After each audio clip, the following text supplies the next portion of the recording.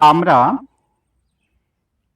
Newton law of motion চ্যাপ্টারের সংক্ষিপ্ত বর্ণনাতে আসছি। তো এর সংক্ষিপ্ত বর্ণনার শুরুতেই আছে নিউটনের প্রথম গতিসূত্র। প্রথম গতিসূত্র হলো বাইরে থেকে প্রযুক্ত বল দ্বারা বস্তুর অবস্থার পরিবর্তন ঘটাতে বাধ্য না করলে স্থির বস্তু চিরকাল স্থির থাকবে এবং গতিশীল বস্তু চিরকাল সরলরেখা অবলম্বন করে গতিশীল থাকবে। সেকেন্ড ল, কোন বস্তুর ভরবেগের পরিবর্তনের হার বস্তুটির উপর প্রযুক্ত বলের সমানুপাতিক হয় এবং বল যেদিকে প্রযুক্ত হয় ভরবেগের পরিবর্তনও সেই দিকে ঘটে। অর্থাৎ সেকেন্ড ল থেকে F is equal to M A ফর্মুলাটি পাওয়া যায়।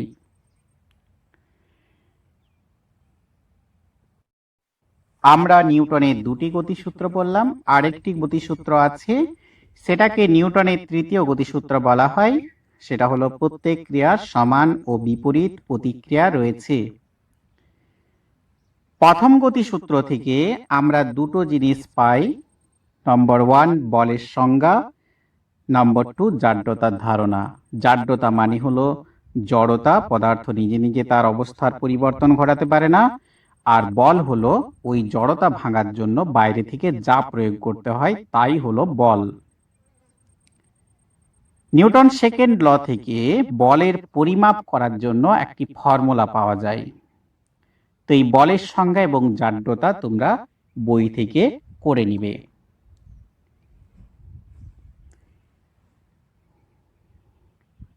বলের সংজ্ঞা তো প্রথমেই বললাম যে কোনো পদার্থ নিজে নিজে অবস্থার পরিবর্তন ঘটাতে পারে না। এই অবস্থার পরিবর্তন ঘটাতে বাইরে থেকে কিছু একটা প্রয়োগ করতে হয়, যা প্রয়োগ করতে হয় তাই বল বলা হয়। আর জাড্যতা কি না, এই যে পদার্থ নিজে নিজে তার অবস্থার পরিবর্তন ঘটাতে পারছে না, অর্থাৎ পদার্থের মধ্যে বা বস্তুর মধ্যে একটি জড়তা আছে, এইটাকেই বলা হচ্ছে জাড্যতা বা জড়তা। এরপরে দেখো, আমরা জড়ত্বীয় এবং অজড়ত্বীয় নির্দেশতন্ত্র অর্থাৎ inertial frame and non inertial frame of reference সম্বন্ধে একটু জেনে নিই। যে স্থির বা সমবেগে গতিশীল নির্দেশতন্ত্রকে বলা হচ্ছে জড়ত্বীয় নির্দেশতন্ত্র।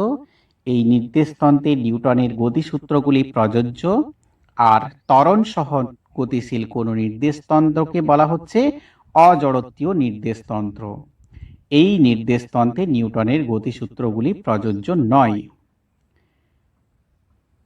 ত্বরণ সহ গতিশীল নির্দেশতন্ত্র, ধরো একটা ট্রেন ক্রমবর্ধমান বেগ নিয়ে যাচ্ছে, সে ত্বরণ সহ, আর সমবেগ নিয়ে গেলে সেটা ত্বরণ সহ নয়। তো নিউটনের দ্বিতীয় গতিসূত্রের যে গাণিতিক ফর্মুলা সেটা হলো এফ ইজ ইকুয়াল টু ভর ইন্টু ত্বরণ, এম ইন্টু এ। এই ত্বরণ জিনিসটা কি না, বেগ পরিবর্তনের হার। দেখো করেছি প্রাথমিক বেগ ইউ, অন্তিম বেগ ভি, তাহলে বেগ পরিবর্তন বাই সময়, এটাকে ত্বরণ বলা হয়। তাহলে ফর্মুলাটা আসলো কি, F is equal to M into V minus U by টি।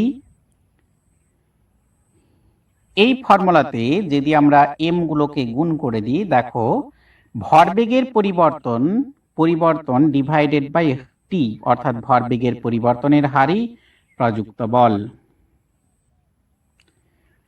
কলনবিদ্যার সাহায্যে এটাকে প্রকাশ করা যায়। অর্থাৎ কিভাবে প্রকাশ করব, দেখো প্রথম এফ ইজ ইকুয়াল টু, ভরটা যদি স্থির থাকে তাহলে ভর ইন্টু বেগ পরিবর্তনের হার মানে ত্বরণ, অর্থাৎ F is equal to M into dv by dt. Clear? তো এখানে এই ফর্মুলাতে ভর কিন্তু স্থির। তো এমনও তো হতে পারে কোনো একটা নির্দেশতন্ত্রে কোনো একটা সিস্টেমে, নির্দেশতন্ত্র বলা ভুল, সেখানে ভর বেগ উভয় পরিবর্তন হতে পারে, সেটাও হতে পারে। দেখো সেক্ষেত্রে F is equal two DDT of MV, MV মানে ভর বেগ, ঠিক আছে। তো এফ ইজ ইকুয়াল টু ভর বেগটাকে যদি আমরা পি ধরে নিই, তাহলে এফ ইজ ইকুয়াল টু কত, dp by dv dt. Clear? তো এখানে আমাদের ডেরিভেটিভ ফর্মুলা তোমরা হয়তো বা জানো বা জেনে নিবে। আমাদের ডেরিভেটিভের যে ফর্মুলা, যদি ভর এবং বেগ উভয়ই পরিবর্তনশীল বা চলরাশি হয়, তাহলে F is equal two DDT of m v is equal two, একবার একটাকে ফিক্স ধরবো আরেকটাকে ডেরিভেটিভ করবো, অর্থাৎ প্রথমে ধরো ভিটাকে ফিক্স ধরলাম, তাহলে D M by D T plus second time এমটাকে ফিক্স ধরছি, ডিভি বাই ডিটি করছি। ফর্মুলাটা একটু মন দিয়ে দেখো, বুঝতে পারবে। এইটা হলো ভর এবং বেগ যেখানে উভয়ই পরিবর্তনশীল, অর্থাৎ আগেরটায় আমরা আগের যে কোনো সমস্যাতে আমরা ভরটাকে ফিক্স ধরে নিয়েছিলাম, এখানে কিন্তু ভর এবং বেগ দুটোই পরিবর্তনশীল। সেই পরিবর্তনশীল ভর বেগের ক্ষেত্রে আমরা এই ফর্মুলা ইউজ করব।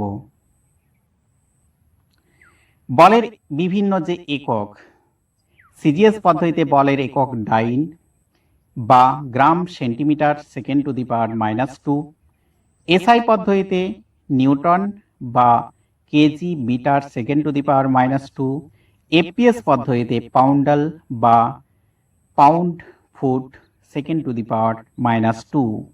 এই বলের এককগুলো কিভাবে এসেছিল এবং তাদের সংজ্ঞা আমি আগেই দিয়েছি। এককগুলির মধ্যে যে পারস্পরিক সম্পর্ক একটু দেখে নাও। 1 নিউটন সমান 10 two the power 5 dine, 1 poundal সমান 13,825.7 ডাইন, 1 Newton is equal two 7.2 poundal. এরপর দেখো 1 ফুট ইজ ইকুয়াল টু কত এবং 1 পাউন্ড ইজ ইকুয়াল টু কত গ্রাম, 1 মিটার সমান কত ফুট, 1 কেজি সমান কত পাউন্ড।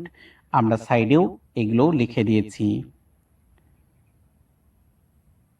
এগুলো একটু দেখে নেবে। নেক্সট আমরা আসছি বলের মাত্রা। তো প্রথমেই দেখো বল F is equal to M A, সেই ফর্মুলা থেকে আমাদের মাত্রা যেটা আছে M L T two the power -2। বলের ঘাত, বলের ঘাত মানে হচ্ছে কিছু পরিমাণ বল কিছু সময় ধরে যদি কার্যকরী হয়, এক্ষেত্রে টি সময় ধরে যদি কার্যকরী হয়, তাহলে বলের ঘাত is equal to F T. এখানে F is equal to M A বসাচ্ছি, আবার এ মানে হচ্ছে কি বেগ পরিবর্তনের হার, অর্থাৎ V minus U divided by T into T সমান কি আসলো, এমটাকে যদি গুণ করে দিই এবং টি গুলোকে যদি কাটাকাটি করে নিই, তখন দেখো ফাইনালি আসলো ভরবেগের পরিবর্তন, অর্থাৎ বলের ঘাত মানেই হচ্ছে কি ভরবেগের পরিবর্তন।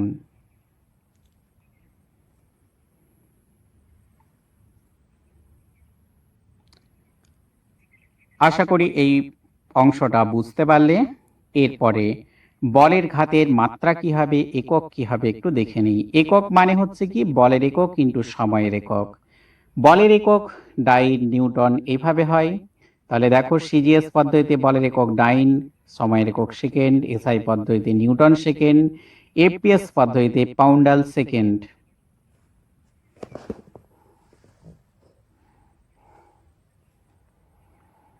মাত্রা কি হবে না, এগুলো হলো বলের একক,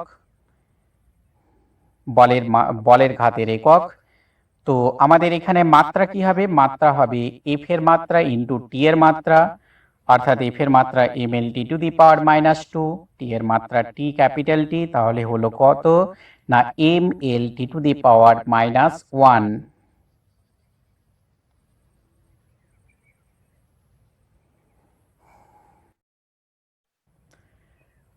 নিউটনের তৃতীয় গতিসূত্র, থার্ড ল অফ মোশন, ক্রিয়া প্রতিক্রিয়া সমান ও বিপরীত।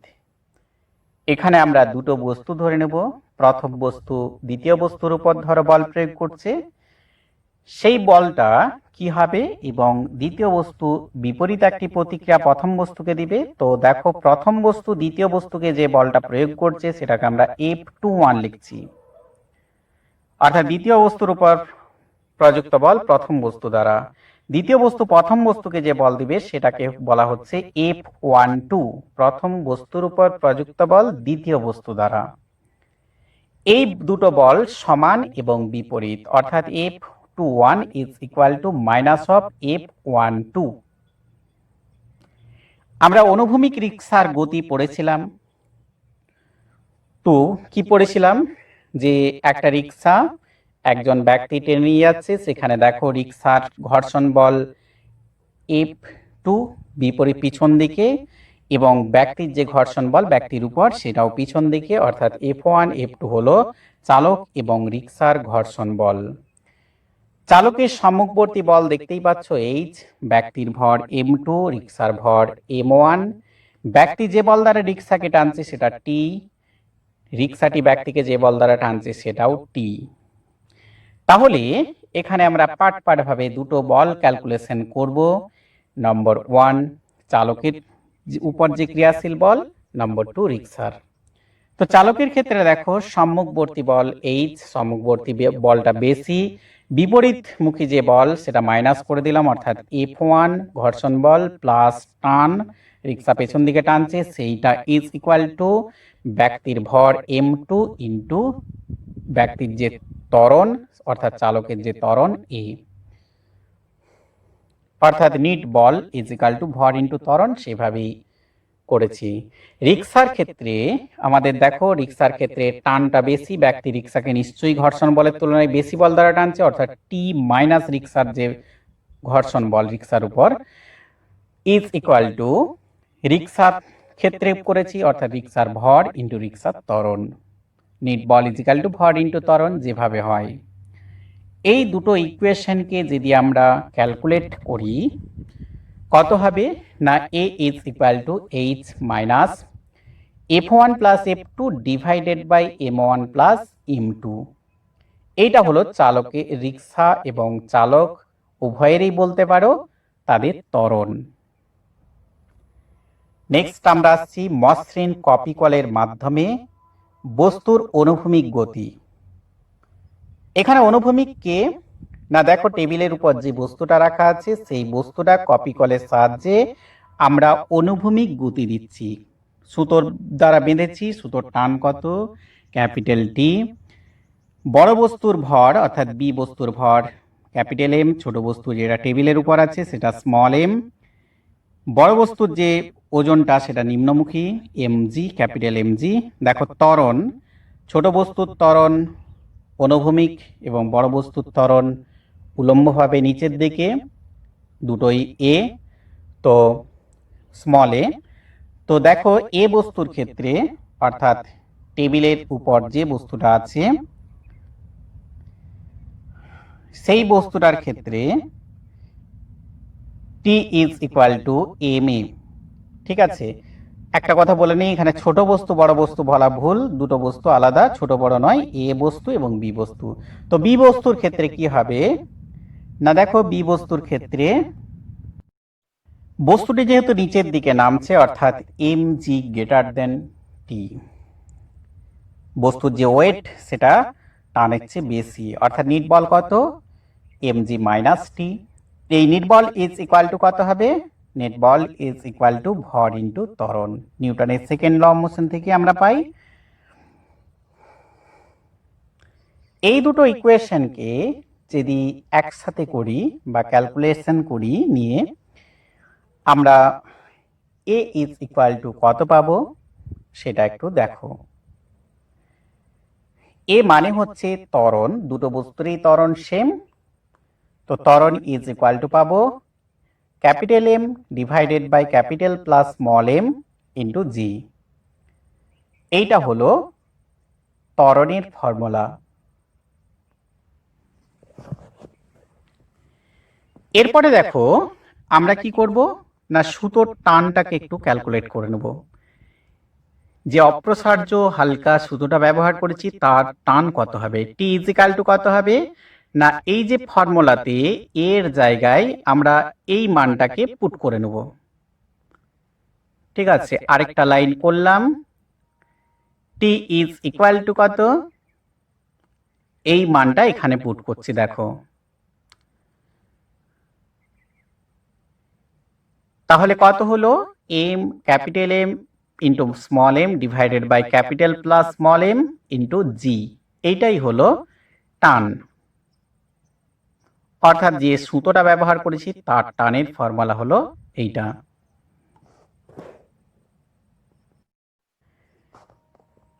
এরপরে আমরা ক্যালকুলেট করব মসৃণ কপিকলে বস্তুর উলম্ব গতি। এখানে কিন্তু কোনো অনুভূমিক গতি নেই, পুরোটাই উলম্ব গতি। দেখো একটা কপিকল সি আছে, এ এবং বি বস্তুকে উলম্বভাবে একটা অপ্রসার্য হালকা সুতো দ্বারা ঝুলানো আছে। এ বস্তুর ভর স্মল এম, বি বস্তুর ভর ক্যাপিটাল এম। ওজনগুলো নিচের দিকে ক্রিয়াশীল। এ বস্তুর ওজন স্মল এম জি, বি বস্তুর ওজন ক্যাপিটাল এম জি। সুতোর টান ঊর্ধ্বমুখে থাকবে। এই টান দুটো সুতোর ক্ষেত্রেই সেম, অর্থাৎ ক্যাপিটাল টি ধরে নিলাম। এরপরে আমরা ক্যালকুলেট করব এ বস্তুর ক্ষেত্রে কি হয় এবং বি বস্তুর ক্ষেত্রে কি হবে। দেখো এ বস্তুটি উপর দিকে উঠছে, কত ত্বরণ নিয়ে? না, এ ত্বরণ নিয়ে, স্মল এম, এ ত্বরণ নিয়ে। বি বস্তুটা নিচের দিকে ঠিক একই ত্বরণে নামবে, অর্থাৎ স্মল এ ত্বরণে নিচের দিকে নামবে। তো এ বস্তুর ক্ষেত্রে আমাদের ক্যাপিটাল টি গ্রেটার দেন কি এম জি,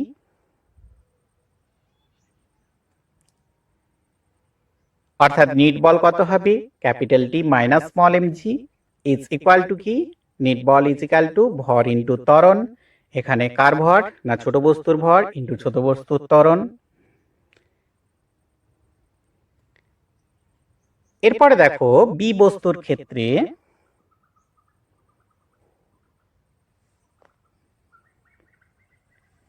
কোনটা বড়?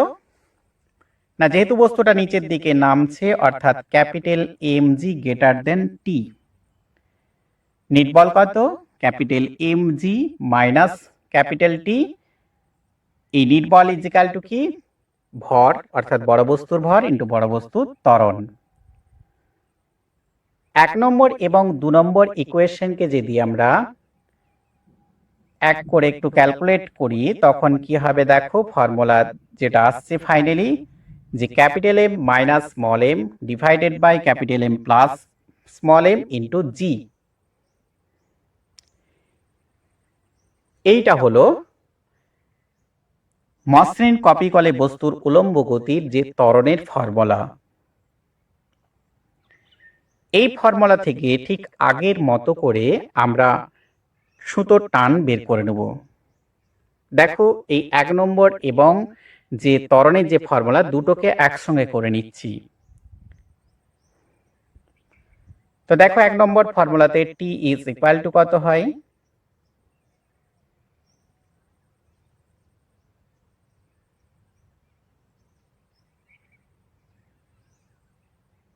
দুটোকে একসঙ্গে করে নিলে আমাদের ফাইনাল যে ফর্মুলাটা আছে সেটা T is equal to twice capital M small M divided by capital M plus small M into জি।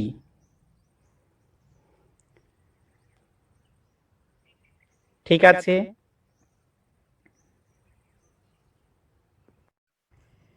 এরপরে দেখো মসৃণ নততলে মসৃণ কপিকলের সাহায্যে গতি।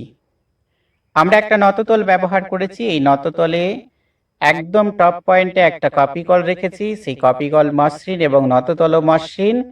এই নততলের উপর একটা বস্তু রেখেছি যার ভর স্মল এম, এবং এখানে দেখো আরেকটা বস্তু রেখেছি যার ভর ক্যাপিটাল এম। তাহলে আমরা বস্তু দুটোর ভর ধরে নিচ্ছি, একটা স্মল এম এবং অপর একটি ক্যাপিটাল এম। এই বস্তুটা এ এবং এই বস্তুটি বি। সুতোর টান ক্যাপিটাল টি, দুদিকেই ক্যাপিটাল টি বসাচ্ছি। নততলের যে নতি কোণ সেটা হচ্ছে থিটা। এই বি বস্তুটার যে ওজন সেটা নিম্নমুখী, অর্থাৎ এমজি। এ বস্তুটার ক্ষেত্রে আমরা ওজন লিখছি, সেটাও নিম্নমুখী। কত? না স্মল এম জি। এই ওজনকে দুটো উপাংশে ভাঙছি, উলম্ব উপাংশে, দুটো উপাংশে ভাঙছি। দেখো এই কোণটা যদি থিটা হয়, এই কোণটাও থিটা, তাহলে এই দিকের উপাংশ কত হবে? না এমজি কস কম্পোনেন্ট, এমজি কস থিটা। এবং নততল বরাবর যে নিম্নমুখী যে উপাংশটি ওজনের, সেটি কত? না এমজি সাইন থিটা। এই উপাংশ বিভাজন তোমরা ভেক্টর চ্যাপ্টারে পড়েছো। আমরা ধরে নিচ্ছি এ বস্তুটার ঊর্ধ্বমুখী ত্বরণ এ, তাহলে বি বস্তুটার যে নিম্নমুখী ত্বরণ সেটাও কিন্তু এই হবে, স্মল এ। এরপরে দেখো এ বস্তুর ক্ষেত্রে আমরা কি বলতে পারি? এ বস্তুর ক্ষেত্রে না, এখানে বলতে পারি এ বস্তুটা যেহেতু উপর দিকে উঠছে নততল বরাবর, তাহলে T greater than MG sine theta. তাহলে নিট ফোর্স কত হবে? না T minus MG sine theta. এই নিট ফোর্স ইজিক্যাল টু ভর, অর্থাৎ যে বস্তুটা উপর এই বলটা কাজ করছে, ইন্টু তার ত্বরণ। Newton second law of motion থেকে এটা পাই। এখন বি বস্তুর ক্ষেত্রে আমরা কি পাবো? কোনটা বড়? না এখানে ওজন বড় টানের চেয়ে, অর্থাৎ যেহেতু বি বস্তুটা নিচের দিকে নামছে, নিচের বলটা বেশি। নিট ফোর্স কত? Capital MG minus T. এই নিট ফোর্স ইজিক্যাল টু ভর ইন্টু ত্বরণ। এখানে ভর বলতে যে বি বস্তুটার ভর। এই দুটো ইকুয়েশনকে যদি আমরা এক করি কি আসবে? দুটো ইকুয়েশনকে যদি আমরা একসাথে করে নিই কি আসবে দেখো? ত্বরণ is equal to m2 minus m1 sine theta divided by কত হবে? এই সরি, এটা একটু ভুল হয়ে গেল আমাদের। তো এখানে m2 m1 তো ধরা হয়নি, ছোট বস্তু বড় বস্তু ধরা হয়েছিল। তো দেখো a ইজ ইকুয়াল টু কত হবে? না a ইজ ইকুয়াল টু বড় বস্তু, অর্থাৎ বড় বস্তু বলছি capital M minus small m sine theta divided by capital M plus small m into G. এইটা হলো নততল বরাবর যে বস্তুটি উঠছে এবং বি বস্তুটি যেটা উলম্বভাবে নিচের দিকে নামছে, উভয় বস্তুরই ত্বরণের ফর্মুলা বা ইকুয়েশন। এখন যে টান, সুতোর টানের ফর্মুলা কি হবে? না টানের ফর্মুলা হবে দেখো capital M into small M into 1 minus sine theta G, sine theta into G divided by capital plus small M. এইটা হলো টানের ফর্মুলা। তো এই ফর্মুলাটা দেখো ঠিক আগের যে ইকুয়েশনটার সঙ্গে কিন্তু একই মিল আছে, খালি পার্থক্যটা হচ্ছে m2 যেখানে ছিল এখানে m সাইন থিটা হচ্ছে। মিলিয়ে নিবে একটু পার্থক্যটা। এখন এখানে দেয়া আছে 3 নম্বরটা কি? না সাম্য থাকবে, অর্থাৎ কপি কলটা নড়বে না, ঘুরবে না। সেই সাম্যের কন্ডিশন হচ্ছে capital M is equal to small m sine theta. এই সাম্যের ফর্মুলাটা কিছু ব্যাপারই না, যে ক্যাপিটাল এমজির সঙ্গে small MG sine theta equal করে দিবে, তাহলেই ব্যবস্থাটি সাম্যে থাকবে। অর্থাৎ উপর দিকে উঠবে না নততল বরাবর, আর বি বস্তুটা উলম্বভাবে নিচের দিকেও নামবে না। নেক্সট আসছি আমরা, কপিকল রাখা আছে দেখো একটা ত্রিভুজ আকৃতি, অর্থাৎ দুটো নততল, নততলের একটা টপ পয়েন্ট একসঙ্গেই করা আছে, সেই টপ পয়েন্টে একটা কপিকল রাখা আছে। এবারে নততল বরাবর একটা বস্তু এ যার ভর ক্যাপিটাল এম, আরেকটা বস্তু স্মল এম এই বি যার ভর স্মল এম। প্রথম নততলটার নতিকোণ আলফা, দ্বিতীয় নততলটার নতিকোণ হচ্ছে বিটা। এইভাবে রাখা আছে, ছবিটা দেখে একটু বোঝার চেষ্টা করো। এখন দেখো গতি কোন দিক বরাবর? না কপিকলের যে অ্যারো চিহ্নটা দেওয়া আছে ওখান দেখেই বুঝতে পারছো বি বস্তু থেকে এ এর দিকে। তো টানটা আগে লিখে নি, সুতোর যে টান সেটা কিন্তু সর্বদাই উপরের দিকে থাকবে, নততল বরাবর উপরের দিকে থাকবে। তো ক্যাপিটাল এম ভরের যে বস্তুটার ওজন কত হবে? না ওজন দেখো ক্যাপিটাল এম ইন্টু জি, সেটা সর্বদাই নিচের দিকে ক্রিয়াশীল। এই ক্রিয়াশীল ওজনটা দুটো উপাংশে আমরা বিভাজন করছি, এক হচ্ছে তোমাদের নততল বরাবর উপাংশ, আরেকটা তার সঙ্গে লম্ব। দেখো এই কোণটা আলফা, তাহলে এই উপাংশটা কত হবে না mg cos থিটা, সরি এটা থিটা নয় আলফা হবে, আর এই উপাংশটা কত হবে mg sin আলফা। তাহলে mg যে উপাংশটা ক্যাপিটাল mg যে ওজনটা তার দুটো উপাংশে বিভাজন করলাম। এক্ষেত্রে দেখো এ বস্তুর ক্ষেত্রে কি পাচ্ছি, আমাদের নিট বলের হিসাবে আসতে হবে। অর্থাৎ দেখো বস্তুটার ত্বরণ কোন দিক বরাবর, দেখো আমরা করেছি এ বস্তুটা নিচের দিকে নামছে, বি বস্তুটা নততল বরাবর উপরের দিকে উঠছে এ ত্বরণ নিয়ে। তাহলে নিট বল কোন দিক বরাবর হবে আমরা একটু ক্যালকুলেট করে নিই। না এ বস্তুর ক্ষেত্রে কোনটা বড়, নিশ্চয়ই তোমরা বলবে capital mg sin alpha greater than capital T, কারণ বস্তুটি যেহেতু নততল বরাবর নিচে নামছে। তো নিট ফোর্স কত হবে না capital mg sin alpha minus T. এই নিট ফোর্স ইজিক্যাল টু ভর ইন্টু ত্বরণ, অর্থাৎ কার ভর, যে বস্তুটার আমরা বল প্রযুক্ত বল হিসাব করছি, ইন্টু ত্বরণ। বি বস্তুর ক্ষেত্রে আমাদের ওজন কোন দিকে কাজ করবে না সজ্জা নিচের দিকে কাজ করবে লম্বভাবে। এই ওজনের দুটো উপাংশে ভাগ করছি ওজনকে। তো দেখো এই একটা উপাংশ, এই কোণটা কিন্তু বিটা, যেহেতু নতিকোণ বিটা, বিটা এটা সমান হয়, তাহলে এই উপাংশটা কত mg cos বিটা, এবং নততল বরাবর যে অনুভূমিক উপাংশ সেটা কত mg sin বিটা। অতএব বি বস্তুর ক্ষেত্রে কি কি হবে দেখো, বস্তুটা যেহেতু উপর দিকে উঠছে অর্থাৎ T greater than mg sin beta, theta বড় কিন্তু এখানে, কারণটা বললাম যেহেতু বস্তুটা উপর দিকে উঠছে। তো নিট বল ইজ ইকুয়াল টু কত T minus mg sin theta small mg sin beta, এইটা ইজ ইকুয়াল টু ভর ইন্টু ত্বরণ। Newton second law of motion দিকে বল ইজ ইকুয়াল টু ভর ইন্টু ত্বরণ, নিট বল ইজ ইকুয়াল টু ভর ইন্টু ত্বরণ করেছি। এখানে কার ভর না এ বস্তুর ভর। তো এখন দেখো এ 1 নম্বর এবং 2 নম্বর ইকুয়েশনকে একসাথে করলে আমরা পাই বস্তুর যে ত্বরণ তার ইকুয়েশন, সেই ইকুয়েশনটা তোমরা ক্যালকুলেট করবে। আমরা ফাইনাল ইকুয়েশনটা এখানে লিখে নিচ্ছি। তো দেখো ক্যালকুলেট করলে কি আসে, a is equal to capital m sin alpha minus small m sin beta divided by into g divided by capital M plus small m।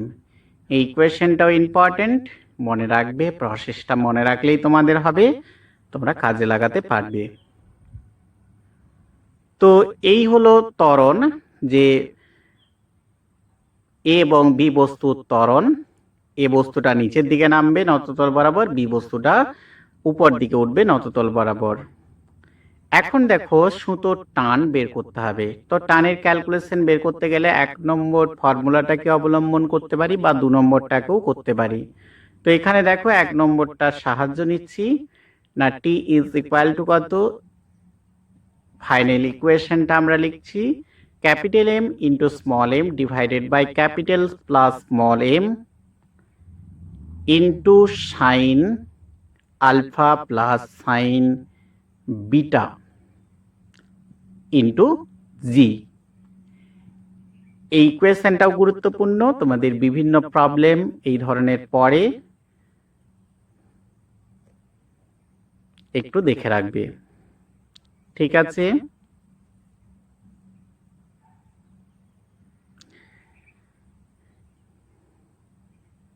এই ইকুয়েশন দুটো দেখে রাখবে, অর্থাৎ ত্বরণ এবং টানের যে ইকুয়েশন দুটো।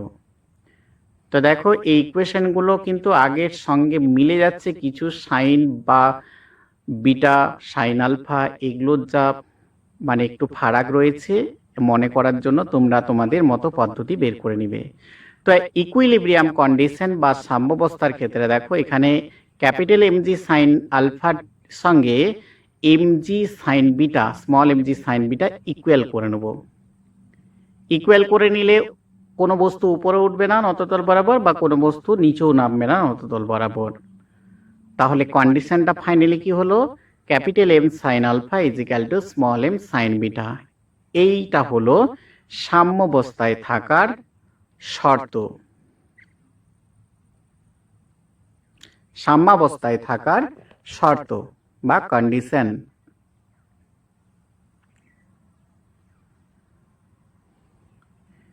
ঠিক আছে,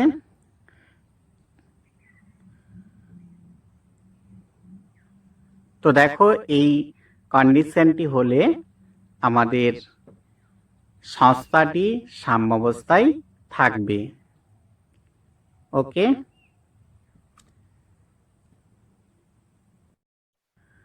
তো এখানে তিনটা ইকুয়েশন স্টার মার্ক দিয়ে দিলাম, তিনটা ইকুয়েশনই খুব কার্যকরী।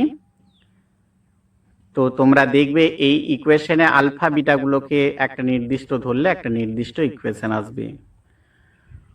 তো এখানে দেখো নেক্সট যে প্রবলেমটা, একটা অনুভূমিক মসৃণ তলের উপর কোনো বস্তুর গতি।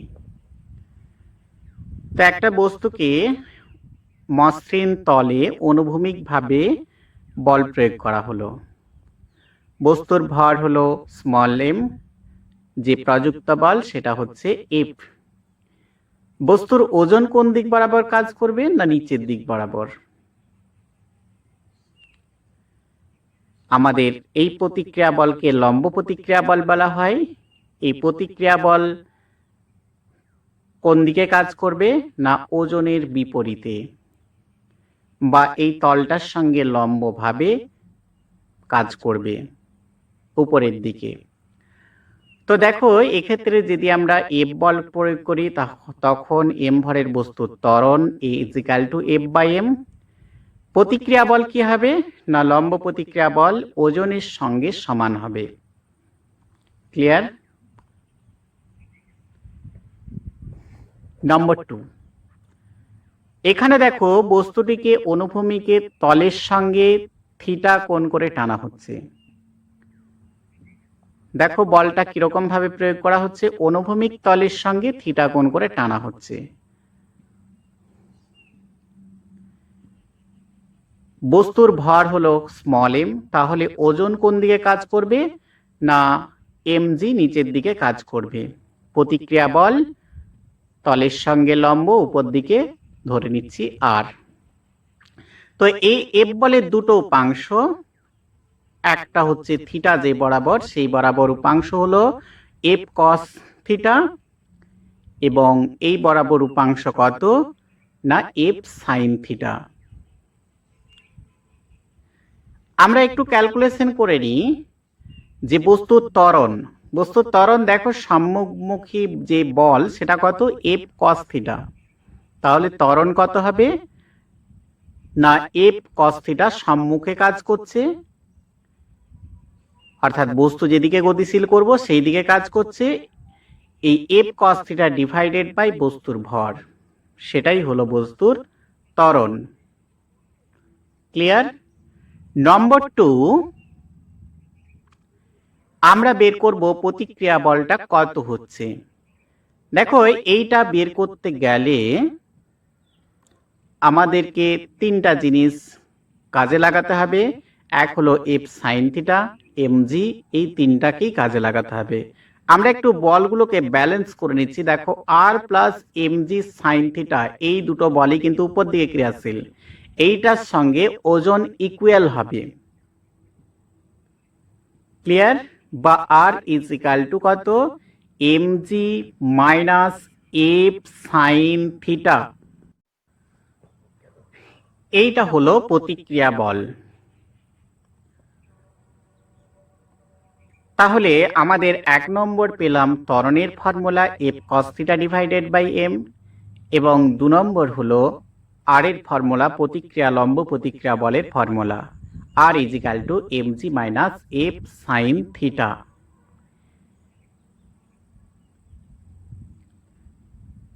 ঠিক আছে, তো এই গেল আমাদের দুটো জিনিস। নাম্বার 3, বস্তুটিকে অনুভূমিক তলে থিটা কোণের তলের সঙ্গে থিটা কোণে ঠেলা হচ্ছে। দেখো কিভাবে ঠেলা হচ্ছে, এইভাবে ঠেলা হচ্ছে। ঠিক আছে, অনুভূমিক তলের সঙ্গে কত কোণ করে ঠেলা হচ্ছে না, আমাদের প্রশ্নেই বলা হয়েছে থিটা কোণ করে ঠেলা হচ্ছে।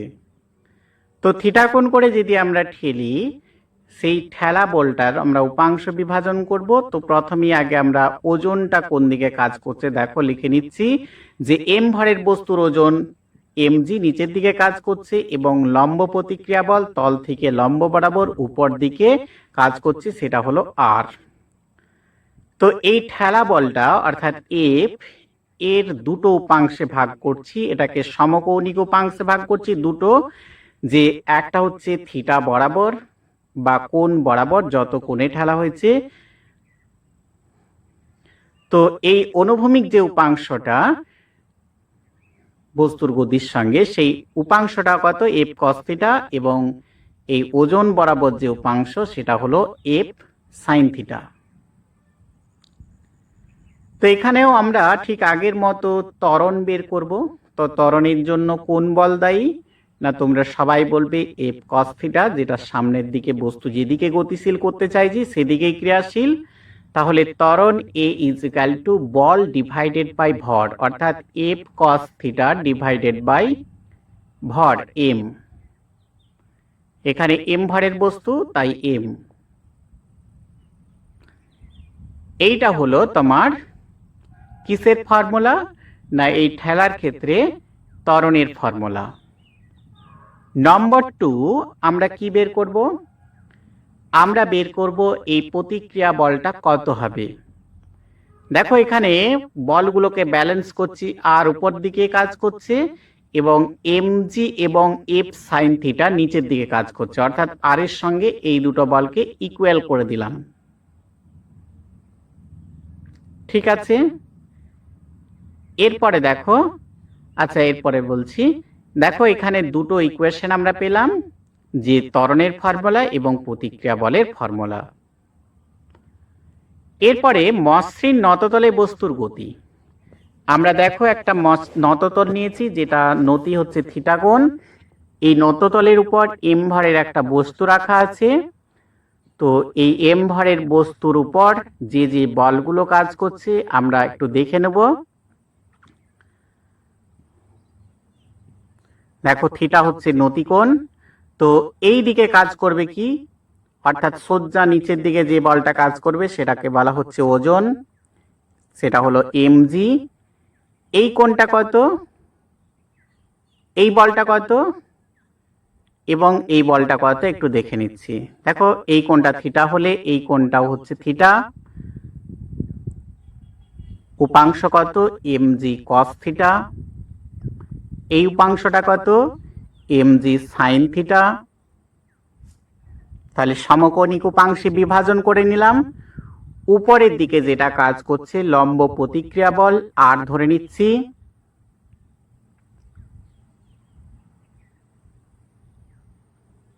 এখানে নম্বর 1 দেখো, বস্তুর যে ত্বরণ বের করব ফার্স্ট, নততল বরাবর যে বস্তুটা পড়ছে মসৃণ নততল বরাবর, দেখো বল ডিভাইডেড বাই ভর, অর্থাৎ নততল বরাবর বল কত mg sin theta divided by বস্তুর ভর কত m। m এ কেটে গেল, অর্থাৎ নততল বরাবর ত্বরণ কত হচ্ছে a is equal to g sin theta. আশা করি প্রত্যেকেই বুঝতে পারলে। এই সমস্যাটা তোমাদের খুব গুরুত্বপূর্ণ। নম্বর 2, প্রতিক্রিয়া বলটা কত হবে। তো প্রতিক্রিয়া বলের সঙ্গে ব্যালেন্স করো, দেখো যেটা ইকুয়াল হচ্ছে r এর সঙ্গে mg cos থিটা। দেখো সজ্জা বিপরীত অভিমুখে কাজ করছে, অর্থাৎ ইকুয়াল, অর্থাৎ r is equal to mg cos theta. Clear? এরপরে আমরা ক্যালকুলেট করব পরস্পর সংস্পর্শে থাকা বস্তুর গতি। দেখো দুটো বস্তু, প্রথমটা m1 ভরের বস্তু, দ্বিতীয়টি m2 ভরের বস্তু পরস্পর সংস্পর্শে আছে। এবং m1 ভরের বস্তুতে আমরা কত বল প্রয়োগ করেছি? F, যাতে সংস্থাটি এ ত্বরণ নিয়ে সামনের দিকে এগিয়ে যাচ্ছে। তাহলে দেখো লিখে ফেললাম, m1 ভরের বস্তুতে F বল প্রয়োগ করা হয়েছে।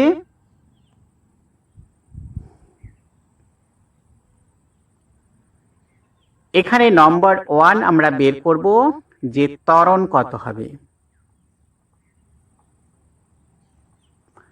ত্বরণ ইজিক্যাল টু বল ডিভাইডেড বাই ভর। এখানে সংস্থার ভর লিখতে হবে, অর্থাৎ টোটাল ভর m1 প্লাস m2। ঠিক আছে, খুব গুরুত্বপূর্ণ।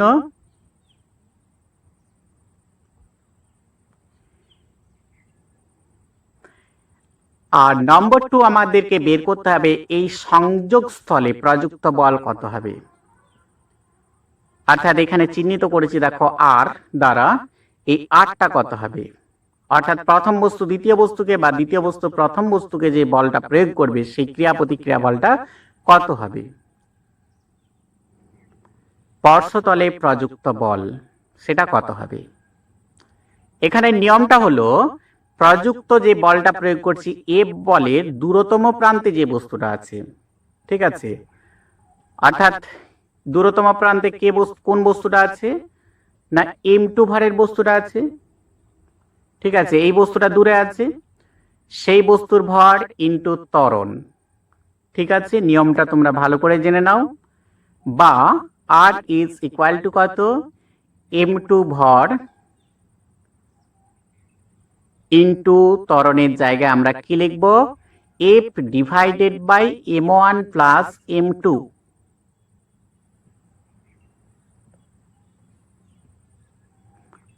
ঠিক আছে, এইটা হলো স্পর্শতলে প্রযুক্ত বলের সমীকরণ।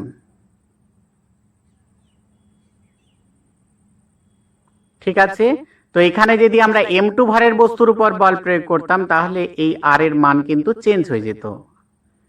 ঠিক আছে, m2 ভরের উপর যদি বল প্রয়োগ করতাম সেক্ষেত্রে কিন্তু আর এর মান কত হতো, m1 divided by m1 plus m2 into f হতো।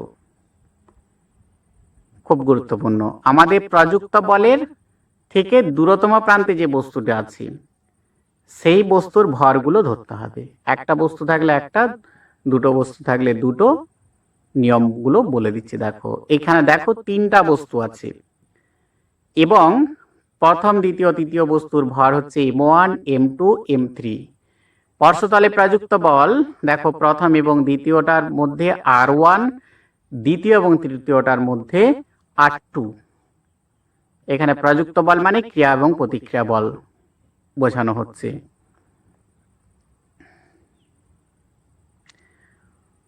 তো প্রথমেই আমরা বের করছি যে ত্বরণ m1 ভরের বস্তুর উপর যদি f বল প্রযুক্ত হয় তাহলে সংস্থাটির ত্বরণ কত হবে। তাহলে সংস্থার উপর প্রযুক্ত বল f ডিভাইডেড বাই সংস্থার মোট ভর।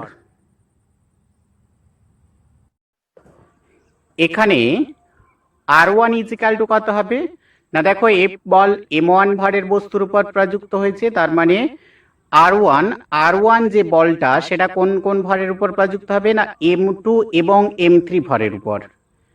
ঠিক আছে, অর্থাৎ f বলের যে দূরতম প্রান্তে দুটো বস্তুর ভর m2 এবং m3, r1 ইজিক্যাল টু এই m2 এবং m3 ভরের উপর কার্যকরী।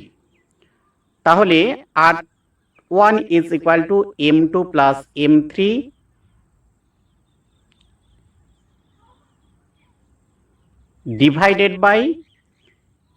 ডিভাইডেড বাই না করে আমরা বলতে পারি ইনটু এ। ঠিক আছে, ইনটু এ মানে কি, মানে ত্বরণ। ঠিক আছে, এ মানে হচ্ছে f divided by m1 plus m2 plus m3। এই সূত্রটা কিভাবে আসছে একটু মাথায় রাখবে, যে r1 বলটা কোন কোন ভরের উপর কার্যকরী। ঠিক আছে, 3 নম্বর দেখো, 3 নম্বর হচ্ছে r2 ইজিক্যাল টু, r2 বলটা কোন ভরের বস্তুর উপর কার্যকরী না m3 ভরের বস্তুর উপর। এখানে ক্রিয়া বল হিসেবে পাবো m3 ভরের উপর। তাহলে আমাদের m3 ইনটু ত্বরণ করব, m3 ইনটু ত্বরণ মানে কত এ ত্বরণ লিখছি, এর মান কিন্তু F divided by m1 plus m2 plus m3। দেখো m3 into F divided by m1 plus m2 plus m3। মনে রাখবে, এই নিয়মটা মনে রাখবে যে কিভাবে আসছে, যে কোন বল কোন কোন ভরের উপর কার্যকরী, এই হিসাবটা মাথার মধ্যে ঢুকিয়ে নাও। ঠিক আছে, ওই বলটা কোন কোন ভরের উপর কার্যকরী হচ্ছে। দেখো এখানে এ বের করলাম, সংস্থাটির ত্বরণ r1 মানে m2 এবং m3 ভরের উপর কার্যকরী বল, বা ওই তলের সংস্পর্শে যে ক্রিয়াশীল বল, এবং r3 মানে হচ্ছে m2 এবং m3 ওই যে সংযোগ স্থল তার উপর ক্রিয়াশীল বল। ঠিক আছে, r2টা কিন্তু m3 ভরের বস্তুর উপরই কার্যকরী। ঠিক আছে, খুব গুরুত্বপূর্ণ। দেখো r2 ইজিক্যাল টু m3 ভরের উপর কার্যকরী, ওই জন্য m3 ভর ইন্টু ত্বরণ করেছি r1টা। আচ্ছা ঠিক আছে, এরপরে দেখো সংযুক্ত বস্তুর গতি, অর্থাৎ দুটো বস্তুকে সংযুক্ত করা হয়েছে কোনো সুতো অপ্রসার্য হালকা নমনীয় সুতো দ্বারা সংযোগ ঘটানো হয়েছে m1 এবং m2 ভরের বস্তু।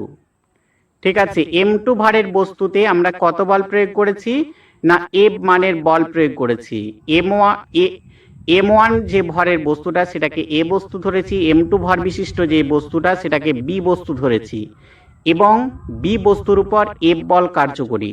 এখানে দেখো m1 এবং m2 ভরের যে বস্তুর মধ্যবর্তী যে সুতোর টান সেটাকে T ধরে নিয়েছি।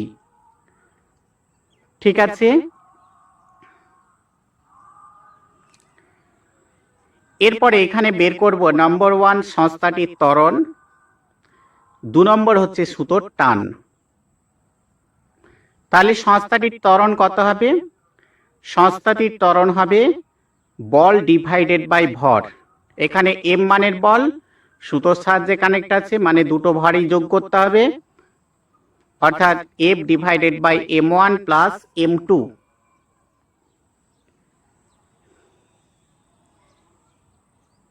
ঠিক আছে, নম্বর 2তে আমরা বের করব যে এই যে সুতোর টান সেটা কত। সুতোর টান দেখো, এই যে টানটা আমরা m2 ভরের উপর F বল প্রয়োগ করে দিয়েছি, তাহলে কি মাঝখানের যে সুতোটা আছে T টান দ্বারা m1 ভরের বস্তুকে টানছে কিন্তু। ঠিক আছে, তাহলে টান কত হবে? পিছনের যে ভর অর্থাৎ m1 ইন্টু a ত্বরণ, m1 ইন্টু a মানে কত না F divided by m1 plus m2। Clear? এটা হলো সুতোর টান। এটা দুটো বস্তুর ক্ষেত্রে মাঝখানে একটা অপ্রসার্য হালকা নমনীয় সুতো দেওয়া আছে, সেই সুতোর টান কি হবে তার ইকুয়েশন দেখো, ত্বরণ এবং টানের যে সমীকরণ। এরপরে দেখো 2 নম্বরে 3টা বস্তু দেওয়া আছে। m1 m2 ভরের বস্তুর মধ্যে টান হচ্ছে T1, m2 এবং m3 ভরের বস্তুর উপর টান হচ্ছে T2, এবং সমগ্র সংস্থা অর্থাৎ m3 ভরের বস্তুর উপর F বল প্রয়োগ করা হয়েছে। তাহলে সমগ্র সংস্থার ত্বরণ কত হবে? সমস্ত সংস্থার ত্বরণ হচ্ছে দেখো বল ডিভাইডেড বাই ভর, সংস্থাটির ভর। এখানে সংস্থা বা সিস্টেম বলতে m1 m2 plus m3, m1 plus m2 plus m3। তাহলে আমাদের ত্বরণ হলো কি A is equal to F divided by m1 plus m2 plus m3। আমরা এরপরে বের করব নম্বর 2তে T1 কত এবং T2 কত। তো দেখো প্রথমেই আমরা T1 এর মানটা বের করছি। দেখো T1 টানটা কার উপর প্রযুক্ত হচ্ছে না m1 ভরের বস্তুর উপর ক্রিয়াশীল থাকছে, কার্যকরী হচ্ছে। তো দেখো যার উপর কার্যকরী হচ্ছে তার ভর ইন্টু তার ত্বরণ করছি। অর্থাৎ এই m1 ভরের বস্তুটাকে টেনে নিয়ে যাচ্ছে। তাহলে দেখো ভর ইন্টু ত্বরণ মানে হচ্ছে m1 into f divided by m1 plus m2 plus m3।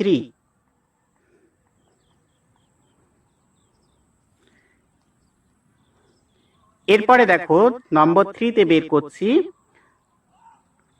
টান T2, অর্থাৎ m2 এবং m3 ভরের বস্তুর মধ্যকার যে সুতোর টান সেই T2-র মানটা বের করছি। এই যে T2 টানটা, এই T2 দ্বারা কোন কোন বস্তুকে টানা হচ্ছে? m1 এবং m2 ভরের বস্তুকে টানা হচ্ছে, কেননা m1 এর সঙ্গে m2 সুতো দ্বারা কানেক্ট করা আছে, জোড়া আছে। তাহলে এই দুটোর ভর ইন্টু ত্বরণ, অর্থাৎ m1 প্লাস m2 প্লাস এই প্লাস বলছি ইন্টু এর জায়গায় আমরা কি লিখব না f divided by m1 plus m2 plus m3। Clear? আশা করি বুঝতে পারলে এই টানের বা সংস্পর্শে থাকলে যে কার্যকর হয় যে বলগুলো তার ইকুয়েশন তোমরা বুঝতে পারলে। দেখো T1 এর সমীকরণ হচ্ছে এইটা,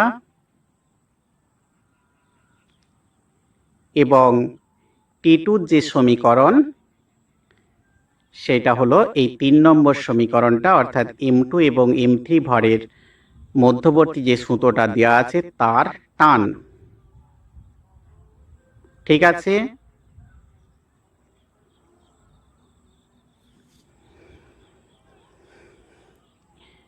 এরপরে দেখো একটি সুষমা ভর বিশিষ্ট দড়ির গতি। একটা সুষমা ভর বিশিষ্ট দড়ি, অর্থাৎ দড়িটার কিছু ভর আছে, যেই ভরটাকে আমরা কিছু একটা ধরে নেব। তো এই দড়িটা আমাদের টেনে নিয়ে যাওয়া হচ্ছে একটা মসৃণ টেবিল বা এরকম কিছুর উপর। তো আমরা দড়িটার মোট ভর ধরে নিচ্ছি ক্যাপিটাল M।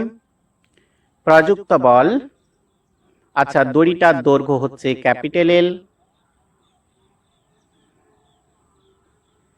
ঠিক আছে, দড়ির দৈর্ঘ্য হলো ক্যাপিটাল L। দড়ির দেখো এই প্রান্তে প্রযুক্ত বল হলো F।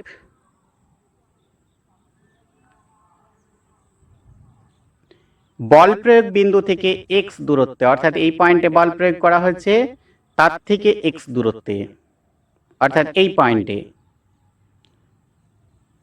বলের প্রয়োগ বিন্দু থেকে x দূরত্বে পিছন দিকে দড়ির টান কত হবে সেটা আমরা নির্ণয় করছি।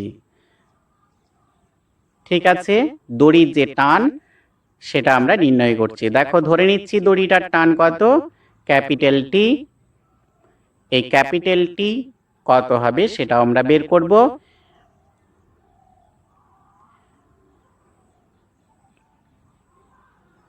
তো দেখো নম্বর 1 আমরা কি বের করছি?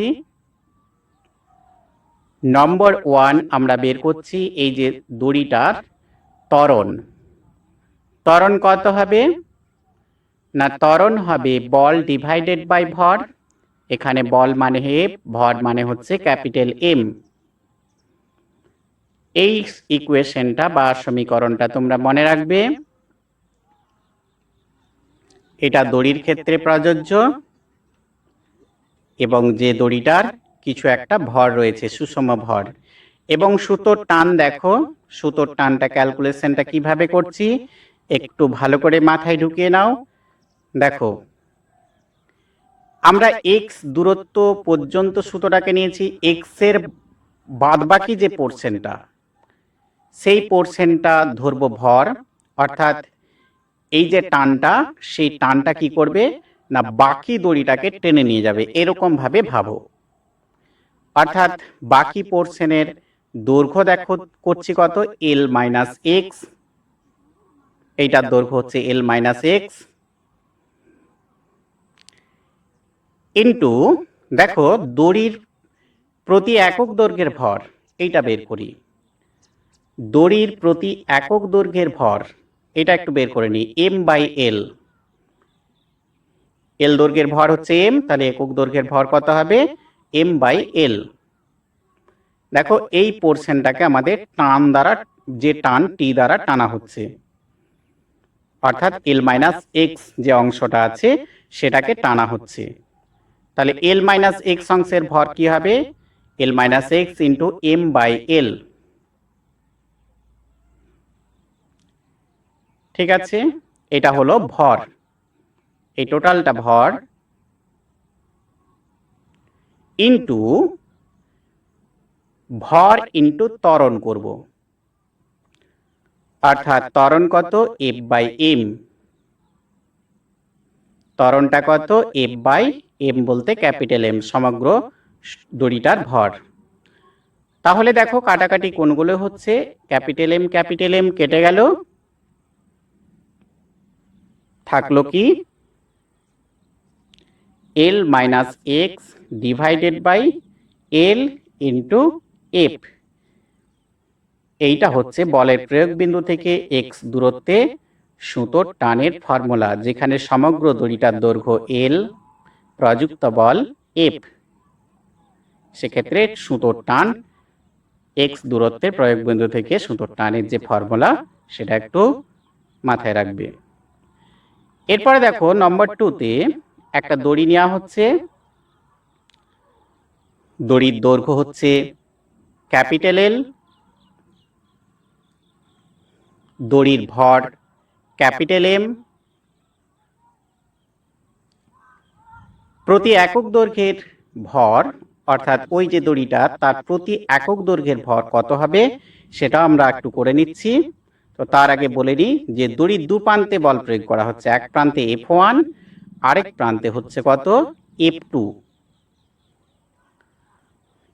এখানে F1 গ্রেটার দেন কিন্তু F2,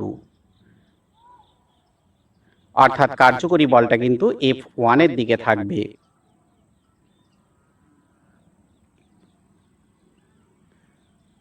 প্রতি একক দৈর্ঘ্যে দড়ির ভর কি হবে? না L দৈর্ঘ্যের ভর ক্যাপিটাল M, তাহলে একক দৈর্ঘ্যের ভর কি হবে? না m/L। এটা দড়ির প্রতি একক দৈর্ঘ্যের ভর। কার্যকরী বল কি বললাম? যে কার্যকরী বল F1 এর দিকে থাকছে, কার্যকরী বলটা কত হচ্ছে? না F1 মাইনাস F2। এরপরে আমরা ত্বরণ নির্ণয় করছি। দেখো ত্বরণ নির্ণয় করতে গেলে আমাদের কার্যকরী বল ধরেই করতে হবে, অর্থাৎ কার্যকরী বল F1 মাইনাস F2 বল ডিভাইডেড বাই ভর করা হয় ফর্মুলাতে। তাহলে বল ডিভাইডেড বাই ভর কত? ক্যাপিটাল M, ভর সমগ্র দড়িটার। এইটা হলো তোমার ত্বরণের ফর্মুলা। ঠিক আছে, এইটা হলো তোমার ত্বরণের ফর্মুলা। এই ত্বরণ নিয়ে দড়িটা অগ্রসর হবে কোন দিক বরাবর? না F1 বল প্রয়োগ বরাবর। এবারে নম্বর 2, F1 এর প্রয়োগ বিন্দু থেকে x দূরত্বে সুতোর টান। এইটা হচ্ছে F1 এর প্রয়োগ বিন্দু, এর থেকে x দূরত্ব। ঠিক আছে, এইখানে সুতোর টান কি হবে? দেখো কি হবে না, আমাদের দুটো যেহেতু বল, দুটো আলাদা আলাদা ভাবে করতে হবে। প্রথমে আমরা F1 ধরে করব, তারপরে F2 ধরে করব।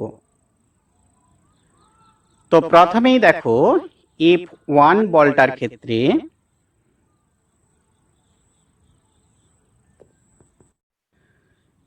আমরা দেখো xl-x করলাম, অর্থাৎ x দূরত্বের F1 বল প্রয়োগের x দূরত্বের পিছনে যেটা আছে সেই দৈর্ঘ্যটা নিলাম, ইন্টু কি করলাম? না m ডিভাইডেড বাই l করলাম। কেন? প্রতি একক দৈর্ঘ্যের ভর, অর্থাৎ ওই পিছনের অংশটা টোটাল ভর করলাম। ইন্টু কি করব? ইন্টু করব যে ত্বরণ, অর্থাৎ F1 বল যদি প্রযুক্ত হতো শুধুমাত্র, তাহলে ত্বরণ কত হতো? তাহলে F1 বল ইন্টু তার ভর। এটাই হলো F1 শুধুমাত্র কার্যকরী থাকলে যে তোমার টান হতো সেটা করে নিলাম। এরপরে আমাদের দেখো F2 বল যদি প্রযুক্ত থাকতো, তাহলে টান কত হবে। তাহলে এক্ষেত্রে টান কত হয়, দৈর্ঘ্য কত না, দেখো পড়ে আছে কিন্তু এক্স ইন্টু না F2টা কার্যকরী কি, দেখো এক্স দৈর্ঘ্যের উপর, ঠিক আছে, পিছনের যে পোর্শনটা, অর্থাৎ বলের প্রয়োগ থেকে দূরতম প্রান্ত সবসময় ধরার নিয়ম, ঠিক আছে। তাহলে X into L by M মানে কি, এক্স পোর্শনটার ভর ইন্টু তার ত্বরণ, ত্বরণ কত, F2 বল যদি শুধুমাত্র প্রযুক্ত হতো তাহলে তার ত্বরণ কত হতো, F2 divided by capital M, অর্থাৎ টান টি ইজ ইকুয়াল টু কত, দেখো যে পোর্শনগুলো কেটে যাচ্ছে সেগুলোকে আমরা বাদ দিয়ে দিলাম, যেগুলো শুধুমাত্র থাকবে সেই পোর্শনগুলোকে আমরা নিলাম, কত হচ্ছে দেখো না F1 into L minus X divided by L plus এখানে কত থাকছে F2 into X divided by L, এই পোর্শনটুকু থাকছে। অর্থাৎ এখানে সুতোর টান, টানের যে ফর্মুলা সেটা তোমরা আশা করি বুঝতে পেরেছো। অর্থাৎ দুদিকে যদি বল প্রযুক্ত হয় তার যে মানে F1 এখানে প্রযুক্ত বল থেকে এক্স দূরত্বে সুতোর যে টান হবে তার ফর্মুলা তোমরা বুঝতে পারলে। এরপরে দেখো এই সিস্টেমটা, দেখো এ এবং বি সিলিং এর মাধ্যমে দুটো পয়েন্টে এ এবং বি নেওয়া হয়েছে, একটা সুতো দ্বারা ওখানে বেঁধে দেওয়া হয়েছে। এই সুতোর থেকে একদম সুতোটার মাঝখানে একটা বস্তুকে ঝুলিয়ে দেওয়া হয়েছে, কত ভরের না এম ভরের একটি বস্তুকে এখানে ঝুলিয়ে দেওয়া হয়েছে। তাহলে তার যে ওজন কত হবে না mg নিচের দিকে কার্যকর, ঠিক আছে, mg নিচের দিকে কার্যকর, এবং বাদ বাকি দেখো টান, সুতোর টান দেখো এই বরাবর কার্যকরী। আশা করি বুঝতে পারছো টানের যে টানটা কিভাবে কেন কার্যকরী উপরের দিকে, এর আগে বারবার করা হয়েছে। এই কোণটা থিটা এবং এই কোণটাও থিটা, যেহেতু সুতোর মাঝ বরাবর বস্তুকে ঝোলানো হয়েছে। তো এই তারের অনুভূমিক যে উপাংশ, সেই অনুভূমিক উপাংশ টি এর সঙ্গে কত কোণ করছে, থিটা, এবং এই উপাংশটাও অর্থাৎ এই টানের যে উপাংশটি সেই অনুভূমিক উপাংশ সুতোর সঙ্গেও থিটা কোণ করে আছে। তো দেখো টানের যে অনুভূমিক উপাংশগুলো কত হয় এবং উলম্ব যে উপাংশটি সেটা কত হয়। প্রথমেই অনুভূমিক উপাংশটা দেখছি, দেখো না টি কস থিটা, এদিকের অনুভূমিক উপাংশ সেম অর্থাৎ টি কস থিটাই, এবং উলম্ব উপাংশ টি সাইন থিটা। তো টি সাইন থিটা প্লাস টি সাইন থিটা দুটোর জন্য, একটার জন্য টি সাইন থিটা প্লাস আরেকটার জন্য টি সাইন থিটা, অর্থাৎ টয়েস টি সাইন থিটা। এই যে টয়েস টি সাইন থিটা কার সঙ্গে ব্যালেন্স হচ্ছে না বস্তুর যে ওজন তার সঙ্গে কিন্তু ব্যালেন্স হচ্ছে, এবং টি কস থিটা উপাংশগুলি পরপর বিপরীত অভিমুখে থাকার জন্য ক্যান্সেল হয়ে শূন্য হচ্ছে। তাহলে ওজনের সঙ্গে T twice T sine theta equal, বা বলতে পারি twice T sine theta is equal to mg, বা টি ইজ ইকুয়াল টু কত mg divided by twice sine theta. এইটা হলো টানের ফর্মুলা, অর্থাৎ সুতোতে যে টান কার্যকর থাকবে সেই টানের ফর্মুলা। তো এক্ষেত্রে একটা বিশেষ বৈশিষ্ট্য হচ্ছে, শর্ত হচ্ছে সুতোর মাঝখানে বস্তুকে ঝোলানো হয়েছে।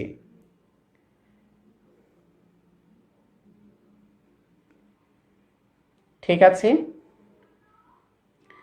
তো এই সমীকরণটাকে আমি 1 নম্বরে রাখলাম।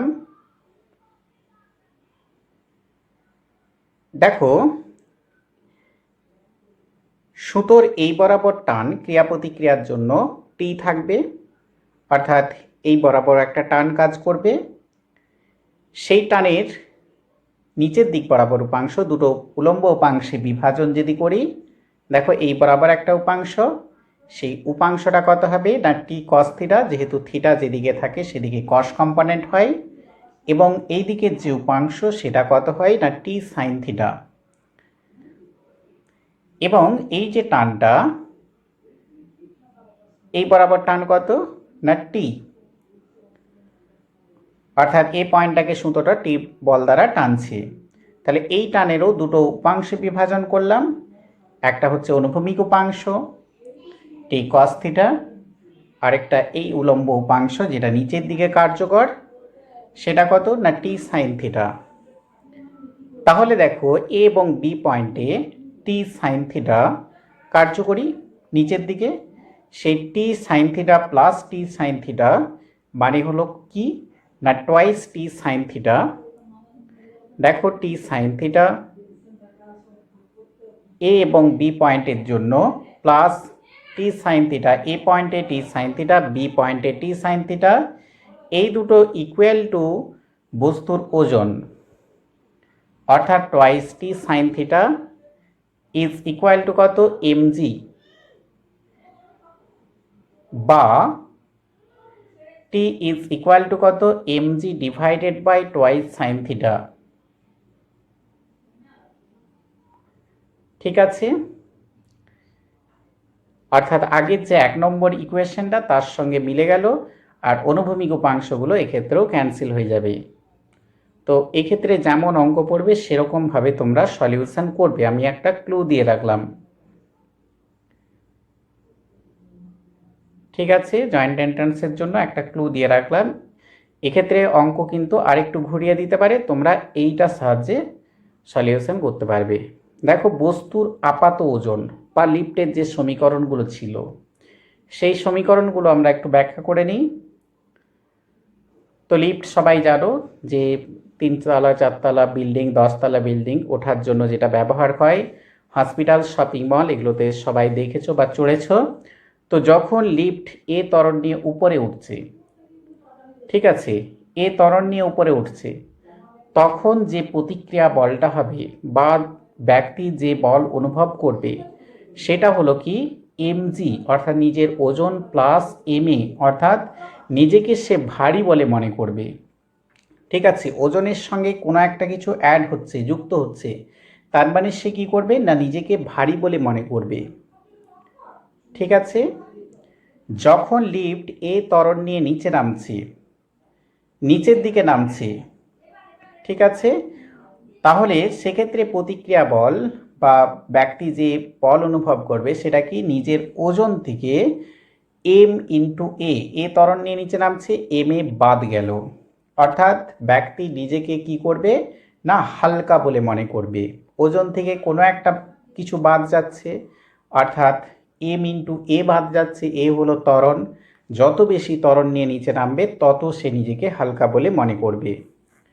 ঠিক আছে, উপরের সমীকরণটা থেকে দেখো, উপরের সমীকরণটাতে নিজের আপাত ওজন বৃদ্ধি পাচ্ছে আর নিচেরটার ক্ষেত্রে কিন্তু হালকা বলে মনে করছে, অর্থাৎ আপাত ওজন কমে যাচ্ছে বলে ব্যক্তি মনে করবে।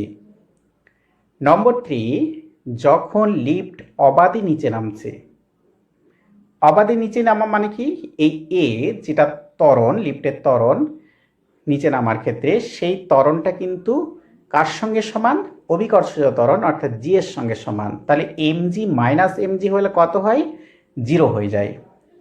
অর্থাৎ অবাধে নিচে নামার সময় বস্তু নিজেকে ওজন শূন্য বলে মনে করবে, ওয়েটলেস বলে মনে করবে, তার কোনো ওজন সে অনুভব করবে না যদি লিফট অবাধে নিচে নামে। ঠিক আছে, সে নিজেকে ওজন শূন্য বলে মনে করবে। এরপরে 4 নম্বর, যখন লিফট জি অপেক্ষা বেশি ত্বরণ নিয়ে নামছে, অর্থাৎ অভিকর্ষজ ত্বরণ অপেক্ষা বেশি ত্বরণ নিয়ে নিচে নামছে, তখন ব্যক্তির যে আপাত ওজন হবে সেটা কি এম এ মাইনাস এমজি। এক্ষেত্রে ব্যক্তির মাথা ছাদে ঠেকে যাবে ক্রমশ কিছুক্ষণ পরেই, এবং ছাদ থেকে নিচের দিকে প্রতিক্রিয়া বল কাজ করবে, অর্থাৎ উল্টো অভিমুখে। এই অবস্থায় ব্যক্তি নিজেকে অতি ভারহীন বলে মনে করবে। যখন লিফট স্থির বা সমবেগে ওঠানামা করে তখন ব্যক্তি, লিফটে চড়া যে ব্যক্তি, সে কিন্তু নিজ ওজন অনুভব করবে। তাহলে এই 1 নম্বর, অর্থাৎ যখন লিফট এ ত্বরণ নিয়ে উপরে উঠছে, এ ত্বরণ নিয়ে নিচে নামছে, উপরে ওঠার ক্ষেত্রে ভারী বলে মনে করছে, নিচে নামার ক্ষেত্রে হালকা বলে মনে করছে। যখন লিফট অবাধে নামছে তখন কি হচ্ছে না, নিজেকে ওজন শূন্য বলে মনে করছে, অর্থাৎ আপাত ওজন শূন্য বলে মনে করছে। এবং যখন লিফট জি অপেক্ষা বেশি ত্বরণ নিয়ে নিচে নামছে তখন সে অতি ভারহীনতা অনুভব করছে। আর যখন লিফট স্থির বা সমবেগে ওঠানামা করছে তখন সে কিন্তু নিজ ওজন অনুভব করছে, অর্থাৎ সেক্ষেত্রে কি আর ইজ ইকুয়াল টু mg, নিজ ওজন অনুভব করছে। এই হলো লিফটের সমীকরণ। এরপর রৈখিক ভরবেগের সংরক্ষণ সূত্র। দেখো, m1 ভরের বস্তু u1 বেগে যাচ্ছে, m2 ভরের বস্তু u2 বেগে যাচ্ছে, তাদের সংঘর্ষ হলো, সংঘর্ষের ফলে m1 ভরের বস্তু v1 বেগ লাভ করলো, m2 ভরের বস্তু v2 বেগ লাভ করলো, সংঘাত ঘটলো। এটা হলো সংঘাত। এখানে সংঘাতের পর বস্তুর ভর পরিবর্তন হচ্ছে না, কিন্তু বেগের পরিবর্তন হচ্ছে, অর্থাৎ u1 v1-এ পরিবর্তিত হলো, u2 v2-তে পরিবর্তিত হলো। ঠিক আছে, তো দেখো এক্ষেত্রে সংঘাতের কন্ডিশনটা কি না, পিছনের বস্তুটার বেগ বেশি হতে হবে সামনের তুলনায়, তাহলে পিছনের বস্তু বেগ বেশি হলে সে সামনারটাকে আঘাত করবে।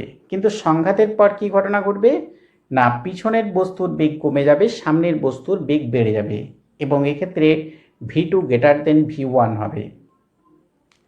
তো দেখা যাক, রৈখিক ভরবেগের সংরক্ষণ সূত্র বলছে সংঘাতের আগে যে ভরবেগ, অর্থাৎ m1 u1 প্রথম বস্তুর, দ্বিতীয় বস্তুর দেখো ভর m2 বেগ u2, তাহলে ভরবেগ m2 u2, এই দুটোর যোগফল ইকুয়াল হবে কার সঙ্গে, সংঘাতের পরে যে মোট ভরবেগ, দেখো m1 v1 plus m2 v2 এর সঙ্গে ইকুয়াল হবে।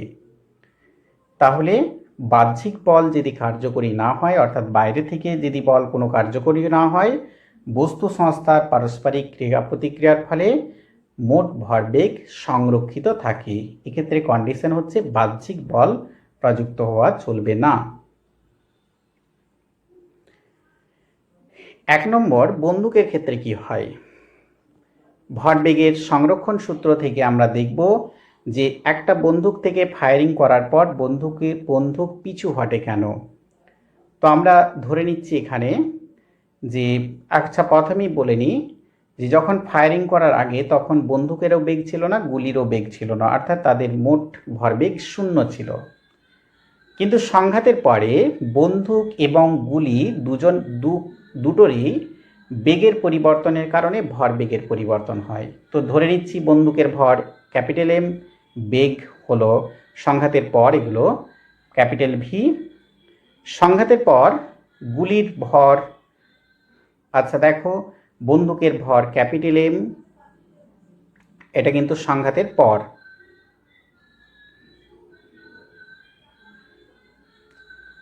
বন্দুকের ভর ক্যাপিটাল M, গুলির ভর বেগ হলো ক্যাপিটাল V। আমরা ধরে নিচ্ছি গুলির ভর স্মল m, বেগ হলো স্মল v। আমরা ধরে নিচ্ছি সংঘাতের পর, অর্থাৎ ফায়ারিং করার পর সবকটি একই দিকে অভিমুখে যাচ্ছে। ঠিক আছে, অর্থাৎ আগের যে ভরবেগের সংরক্ষণ সূত্রে যেরকম ছিল সেরকমই আমরা লিখছি। সংঘাতের আগে মোট ভরবেগ শূন্য, সংঘাতের পর মোট ভরবেগগুলো যোগ করছি। দেখো বন্দুকের ভরবেগ প্লাস গুলির ভরবেগ, দেখা যাচ্ছে v ইজ ইকুয়াল টু কত হচ্ছে, বন্দুকের বেগ is equal to minus small m by capital M into small v। দেখো এখানে নেগেটিভ সাইন আসছে, আমরা পজিটিভ ধরে করেছিলাম, তাতে করে ভিটা কত আসছে, অর্থাৎ বন্দুকের যে প্রতিক্ষেপ্তবক কত আছে, নেগেটিভ, অর্থাৎ গুলি যেদিকে যাবে বন্দুক কিন্তু তার বিপরীত দিকে পিছু হটবে। ঠিক আছে, এইটাই নেগেটিভ চিহ্নের তাৎপর্য। ঠিক আছে, তো আমরা প্রথমেই এই ইকুয়েশনটাকে কিন্তু একই দিক হিসাবে করেছিলাম, তাতে করে ক্যালকুলেশন করতে বন্দুকের যে বেগ সেটা কিন্তু নেগেটিভ আসলো, অর্থাৎ ক্যাপিটাল ভি এবং স্মল ভি অপোজিট, বিপরীত অভিমুখী। এরপরে কাদার তালের মধ্যে সংঘাত। ধরো এ একটা কাদার তাল, তাল মানে বল ভাবতে পারো। এ একটা কাদার তাল বা বল, গোলা, তার ভর আমরা একটা কিছু ধরবো এবং সেটা আরেকটা কাদার তালকে আঘাত করবে বা দুটো তাল ছুটে যাবে। দেখো প্রথম তালটার বেগ হচ্ছে u1, দ্বিতীয় তালটার বেগ হচ্ছে u2। এরপরে পিছনের তালটার গতিবেগ বেশি, ঠিক আছে, বা পিছনের কাদার বলটার বেগ বেশি কাদার যে গোলাটার। তারপরে কি হবে, পিছনের যদি গোলাটার বেগ বেশি হয় সে সামনের গোলাকে আঘাত করবে এবং আঘাত করার পরে সে কিন্তু জুড়ে যাবে। দেখো ভরগুলো ধরে নিচ্ছি, প্রথম তালটার m1, দ্বিতীয় তালটার m2। জুড়ে যাওয়ার পরে সংস্থার মোট ভরবেগ কত হবে, m1 প্লাস m2। সেই সংস্থাটা দেখা যাচ্ছে একসঙ্গেই ছুটবে, বেগ তো আর পরিবর্তন হচ্ছে না, তারা বিচ্ছিন্ন হচ্ছে না, অর্থাৎ সংস্থাটার বেগ দাঁড়ালো ক্যাপিটাল ভি। সেক্ষেত্রে ভরবেগের সংরক্ষণ সূত্র আমরা যদি লাগাই, তাহলে প্রথম তালটার যে ভরবেগ প্লাস দ্বিতীয় তালটার যে ভরবেগ ইজ ইকুয়াল টু সংস্থাটার মোট ভরবেগ, অর্থাৎ সংস্থাটার ভর কত, m1 প্লাস m2 ইন্টু সংস্থাটি কত বেগে যাচ্ছে, ক্যাপিটাল ভি। এই একটা প্রবলেম বা থিওরি তোমরা একটু দেখে রাখবে।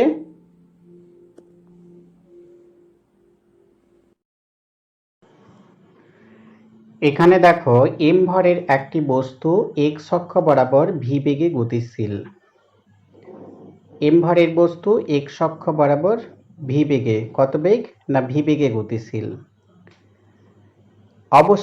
এই অবস্থায় আরেকটা বস্তু যার বেগ হচ্ছে ক্যাপিটাল ভি, বস্তুর ভর হচ্ছে ক্যাপিটাল এম, সেটা ওয়াই অক্ষ বরাবর গতিশীল। ছবিটা দেখতেই পাচ্ছ, সংঘাত ঘটলো, সংঘাতের পরে তারা জোড়া লেগে এই পথ বরাবর বস্তুটা যাবে। ঠিক আছে, এই পথ বরাবর। ঠিক আছে, তাহলে এই সংঘাতের পর যেহেতু বস্তু দুটো জোড়া লেগেছে, তাহলে মোট ভরবেগ কত হবে, capital M plus small M, এবং বেগ কত হচ্ছে আমরা ধরে নিচ্ছি স্মল ভি 1।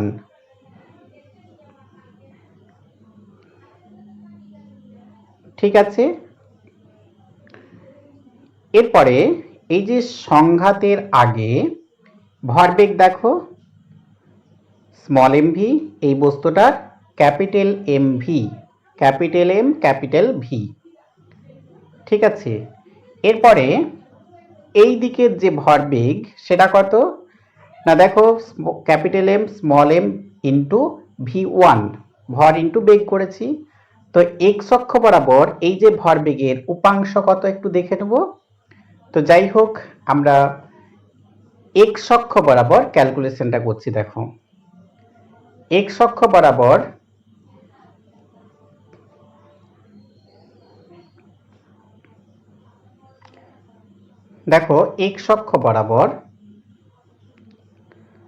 দেখো দ্বিতীয় বস্তুটার এক্স অক্ষ বরাবর কিন্তু কোনো উপাংশ বা কোনো কিছুই থাকছে না সংঘাতের আগে।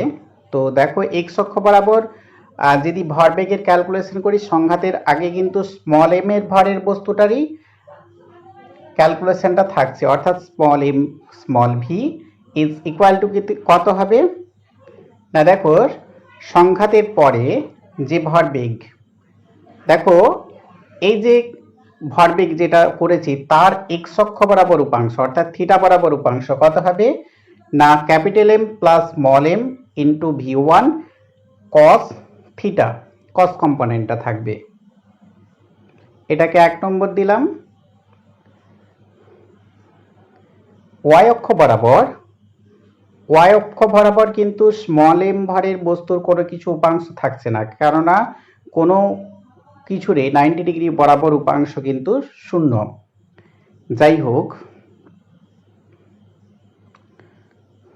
কত হচ্ছে দেখো না, এটার কিন্তু সাইন কম্পোনেন্টটা হবে, এইটা দেখো সাইন কম্পোনেন্টটা ধরবো। ঠিক আছে, এই দুটো ইকুয়েশন, এটাকে 2 নম্বর দিলাম, 1 নম্বর প্লাস 2 নম্বর করলাম, 1 নম্বর এবং 2 নম্বরটাকে প্লাস করব এবং স্কোয়ার নেব, স্কোয়ার নিয়ে প্লাস করে দিচ্ছি। তাহলে দেখো ইকুয়েশনটা বুঝতেই পারছো, কস স্কোয়ার সাইন স্কোয়ার একটা জায়গায় চলে আসবে। সেই cos square sine square theta মানেই হচ্ছে তোমার 1 হয়। যাই হোক, তোমরা ক্যালকুলেশন তোমরা নিজেরাই করতে পারবে, তো আমি করে নিয়ে দিলাম। v1 is equal to root of হার of small M square small V square capital M square capital V এর square divided by capital M plus small M.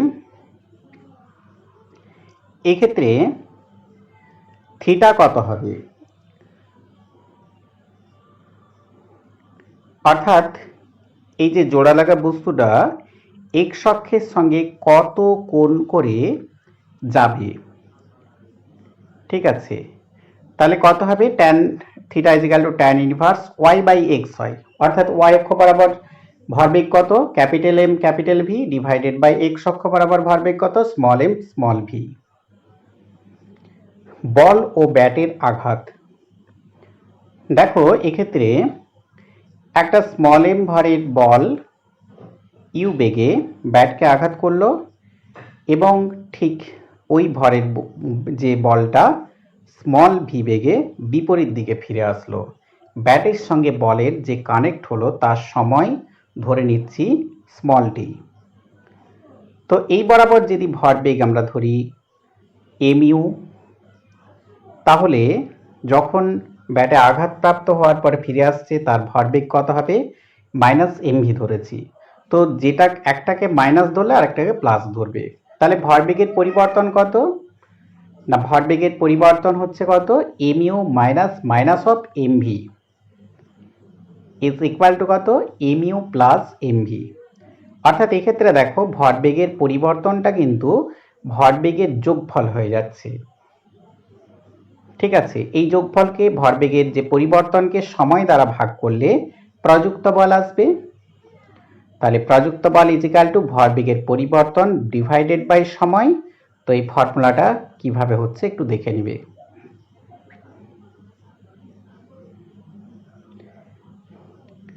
এটা দেখো রকেটের গতি, রকেটের গতি আমরা ডিটেলস ভিডিওগুলোতে পার্ট পার্ট যে 10টা ভিডিও আমরা দিয়েছিলাম, তো তার শেষ ভিডিওতে ছিল, তো আমাদের যে ফর্মুলাটা লাস্ট অবধি আসছে সেটা একটু বলে দিচ্ছি। অভিকর্ষহীন স্থানে যে formula F is equal two thrust force, অর্থাৎ ঘাত বল, জ্বালানি পিছন দিকে বেরোচ্ছে, সামনের দিকে রকেটটা এগিয়ে যাচ্ছে, যে বল অর্থাৎ ঘাত বল is equal to M F is equal to U into DM by DT.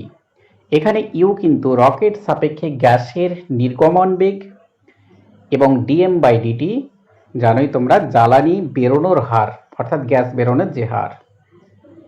এক্ষেত্রে যদি অভিকর্ষযুক্ত স্থান হয়, ইকুয়েশনটা একটু দেখে নিবে, সেক্ষেত্রে এই ইকুয়েশনের সঙ্গে এমজিটা খালি প্লাস হবে।